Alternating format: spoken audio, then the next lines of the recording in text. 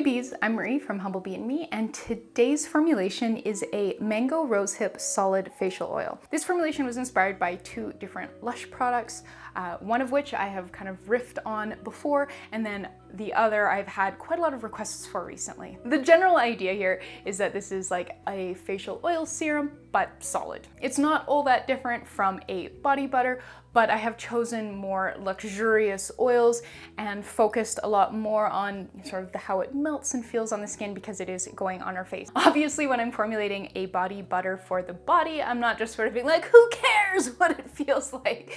But you do tend to care more when it's on your face. The bulk of this formulation is a blend of two ultra light ingredients. So the first is mango butter, which is a gorgeous like dry touch butter. If you're familiar with shea butter, but you think you're not super a fan of sort of how heavy it can be, definitely give mango butter a try. It's a lot lighter and faster absorbing, and so I wanted that characteristic in this formulation. And then our other lightweight emollient for this formulation is gorgeous vitamin-rich dry touch finish rosehip oil. I have further lightened up that fat blend with some cornstarch, which also serves to help mattify the complexion, sort of countering the potential oiliness that you can get from putting, pure fat on your skin. In the past, I have shared some straight up mattifying moisturizers that feature quite a lot more cornstarch in them, and those are inspired by a Lush product.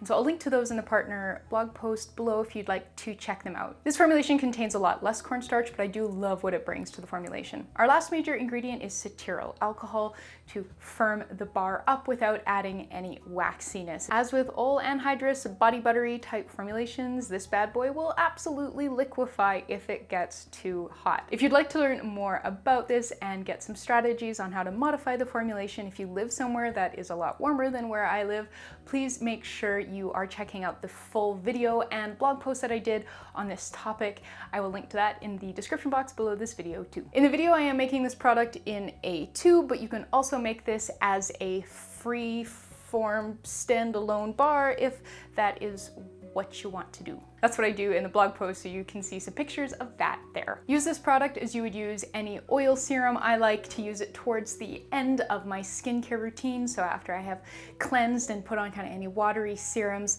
I'll usually sort of finish up with this product. All right, I think that's enough chat. Please make sure you're reading that partner blog post for heaps of extra information. You can also look up all the ingredients in the Humblebee Me encyclopedia to learn even more about them.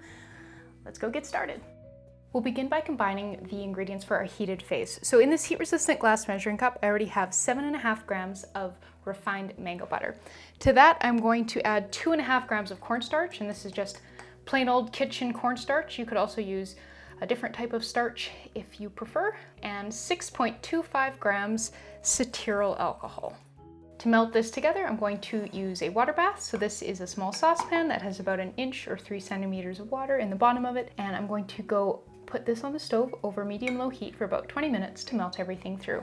While the heated phase is melting, I want you to decide what you're going to put the product in, what you're going to pour it into. So for this video, I'm going to use this push-up paperboard container from Humblebee. This was a gift. It holds 1 ounce of product. I also did some versions of the bar that used this cute little honeycomb and bee mold. Now, whatever you choose, you need to go to your freezer and make sure there's somewhere that, when this is full of hot, melty liquid, that you can put it down and it'll stay upright, and then you can shut the door on your freezer and it'll stay upright. So mold, tube, whatever, there's got to be a nice flat place in your freezer, or if this is the winter and it's cold outside, you could just put it on your porch. But yeah, it is August here, so that's not an option right now. So you may have to shuffle some bags of peas around. I had to take a cutting board and put it down over top some of the wire mesh in my freezer so that this fairly small container could sit on that. But yeah, make sure you've got a spot in your freezer that is nice and safe for your product to set up in. Once the mango butter and cetearyl alcohol have melted, you can remove your water bath from the heat, and then you can remove your measuring cup or beaker from the water bath. So just a quick reminder that this still looks milky because of the cornstarch, which is not going to melt. So our next step is adding the rosehip oil, and so this will help get things cooling down. So this is 8.625 grams of rosehip oil. This was from Plants Power, and I just love the beautiful color. So I want to give that a stir as we go, so that we're making sure everything kind of, incorporates. Obviously the rosehip oil is colder than everything else, so it'll kind of solidify it first. We want to give that a good stir, and it'll re-melt back in and bring the temperature of the entire concoction kind of down with it. I did try cooling this in an ice bath, but found that it went from liquid to solid much too quickly to really pour it properly. So I've developed this method instead. So up next, we're going to add the vitamin E.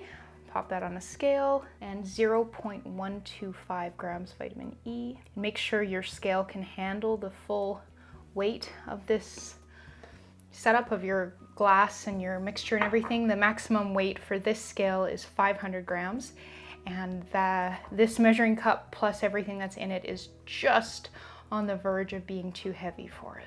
So up next, we are going to pour this into our package. So pull that lid off, make sure the floor is all the way down there.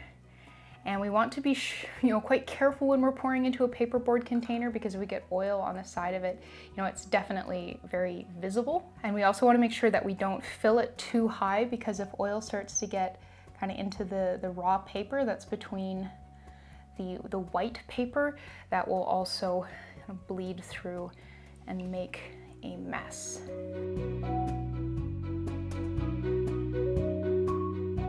All right, now I'm going to very carefully carry this to my freezer and put it in that flat spot I cleared earlier. Once our solid facial oil has set up, you can remove it from the freezer and let it come to room temperature, and that is it. For this container to use it, you'll just kind of push it up from the bottom, and then make sure it's just like a lip balm, level at the top, and then you can rub it on the skin and it will gently melt. I'm gonna make a quick little label for this.